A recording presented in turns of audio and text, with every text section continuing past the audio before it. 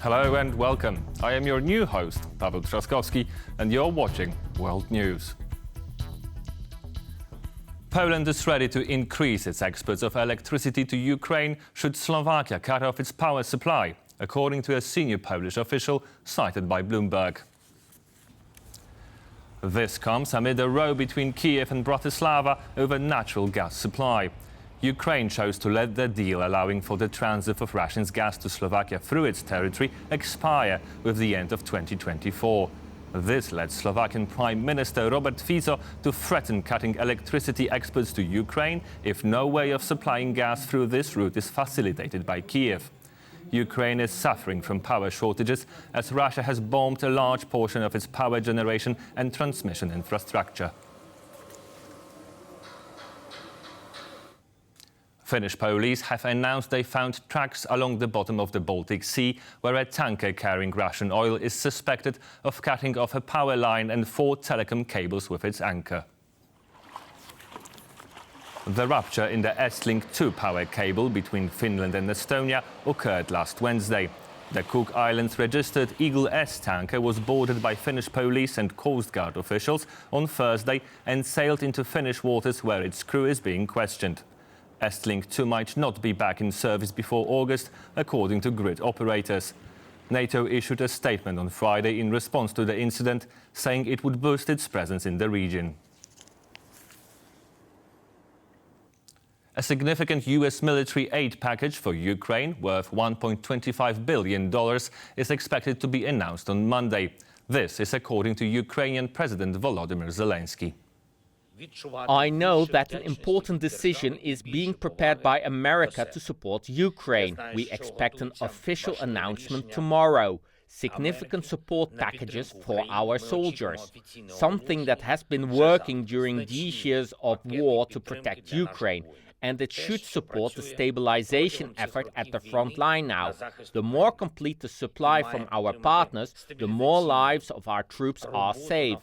We are also working to ensure that our other partners also maintain their support at the required level.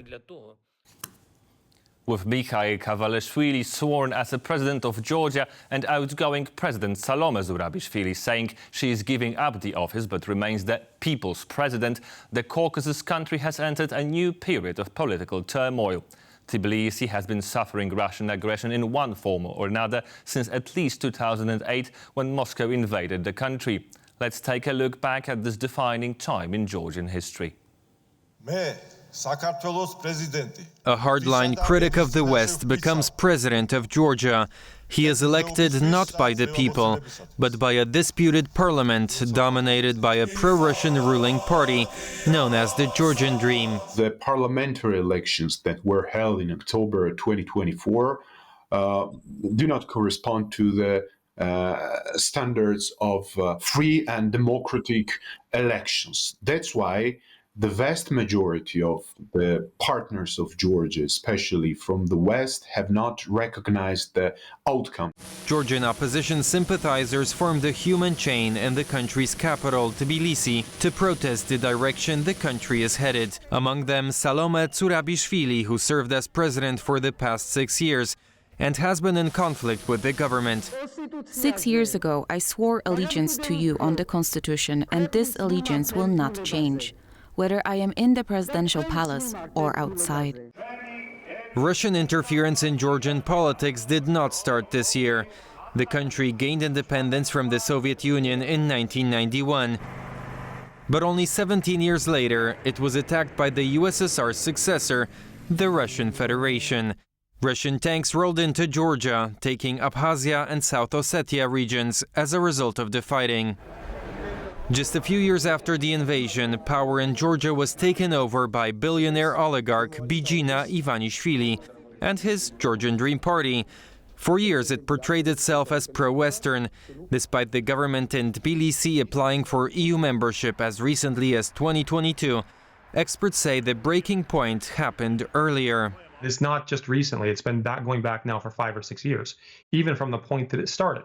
If we look at the Bidzina Ivanishvili, the man is worth somewhere between $5 and $8 billion, something on the order of 25% of the Georgian GDP. Ivanishvili's business links to Russia have influenced Georgia's politics, experts seem to agree. But there's more to it than just business connections. This year, the Georgian parliament adopted 2 laws modeled on Russian legislation. One targeting NGOs funded from abroad, who now have to register as foreign agents. The other bill targeted the LGBT community by banning same-sex marriage, gender transitions, and media portrayals of LGBTQ+ people. The crackdown on the anti-government protests that followed the recent October election brought condemnation from the European Union. Then Prime Minister Kobakidze suspended Georgia's EU accession talks and accused the EU of blackmail. Today, he says his government is ready to reset relations with the European Union and the United States. We spoke to the director of the Top Trubashov Center, Rusif Husainov, about what's next for the outgoing President Zourabichvili. Despite the fact that president is a figurehead without any real power under the current Georgian constitution, Zourabichvili became one of the symbols of the ongoing protests in Georgia and gave us some iconic photos and video footages when she, just imagine this picture, when she as president went on the street and joined the protests against the government. Right now, she is more welcome in the Western capitals, which does not accept the legitimacy of the current Georgian parliament and president. And we can expect her also in Washington, D.C. in mid-January during Donald Trump's inauguration. Croatia's incumbent President Zoran Milanović took the most votes in the first round of the presidential elections on Sunday. Latest polls show the left-leaning Milanović getting around 49% of the vote, which is not enough to secure victory in the first round. In the January 12th runoff, he will face Dragan Primorac from the conservative Croatian Democratic Union, who managed to secure 12% of the votes in the first round. I will fight for a state based on the rule of law. I will fight against the usurpation and violence of the authorities against human nature, against property, and generally against human dignity. Because unfortunately, there has been too much of this type of violence in Croatia in recent years. Anyone who thinks even remotely like that will be my ally and my friend. And I will try to make sure that no one is my enemy.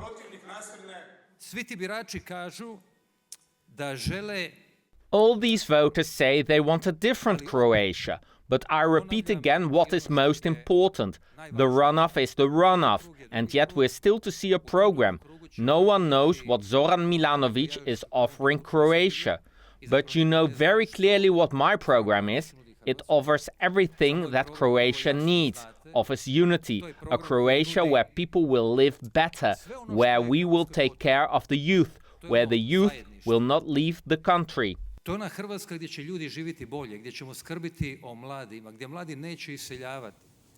Jimmy Carter, the 39th President of the United States, passed away on Sunday at his home in Georgia. Before passing away at 100 years old, Carter was the longest living American president to date. Jimmy Carter was born on October 1st, 1924, in the small town of Plains, Georgia. After graduating the U.S. Naval Academy in 1945, he undertook graduate work in reactor technology and nuclear physics. He then turned to politics. In January 1977, Carter was inaugurated as the President of the United States. Before finishing out his term in 1981, he's had several foreign political successes, including the signing of the Camp David Accords between Israel and Egypt, as well as the SALT II treaty with the Soviet Union. Under Carter's presidency, the United States also established regular diplomatic relations with the government in Beijing. People gathered outside the White House to reflect on Jimmy Carter's legacy after the former American president passed away last evening at 100 years old. Residents and tourists in Washington, D.C. are saying the former politician will be remembered, first and foremost, as a humanitarian and a real statesman. Our biggest memories was he was a president from the United States Navy. He defended our country very valiantly. It's a very sad day, of course, for Christmas, but he was always remembered as a great humanitarian, starting Habitat Humanity and really uplifting the people. So today's a very sad day.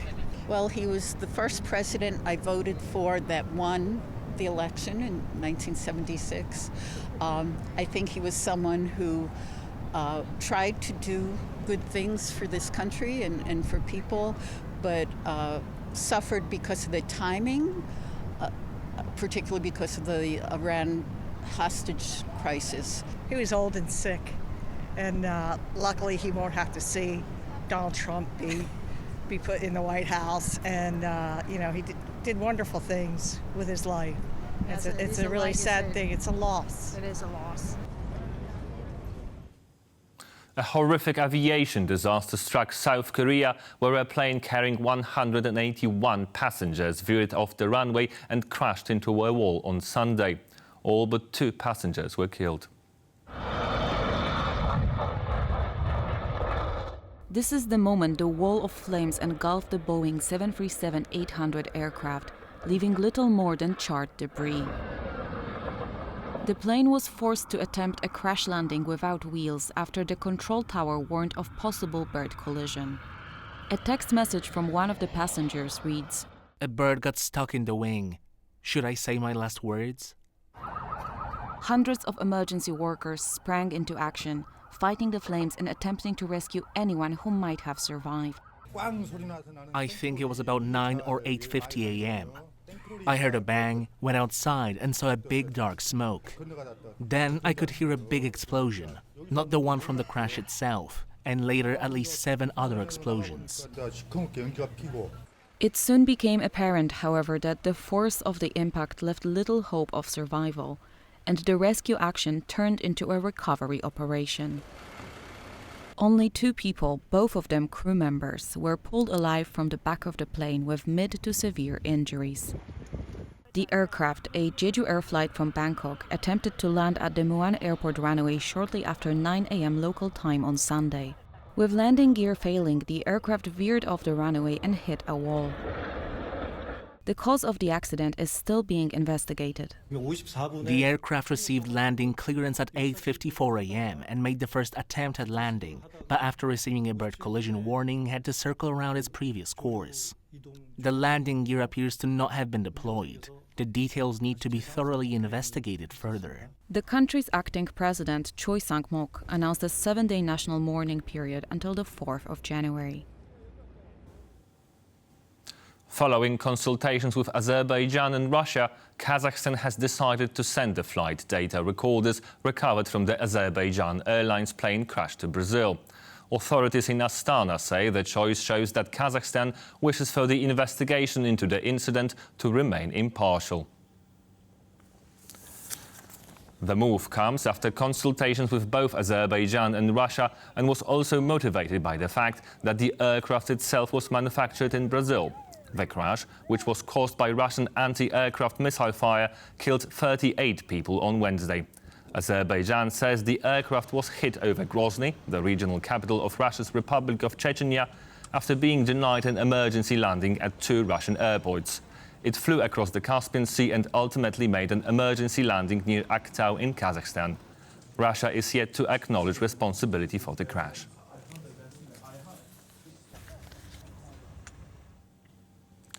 Tens of thousands of people demonstrated in Valencia in Spain, hit hard by recent floods over the government's response to the disaster.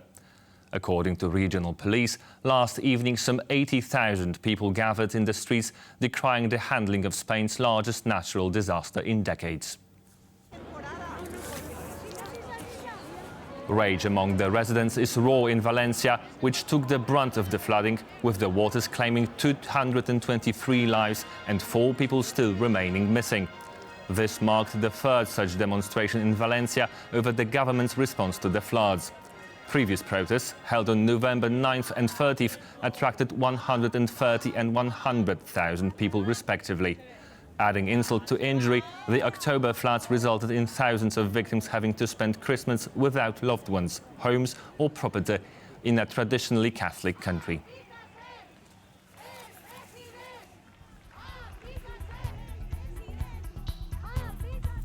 This concludes our news bulletin. Coming up, World Talks with Jonasz Rewinski.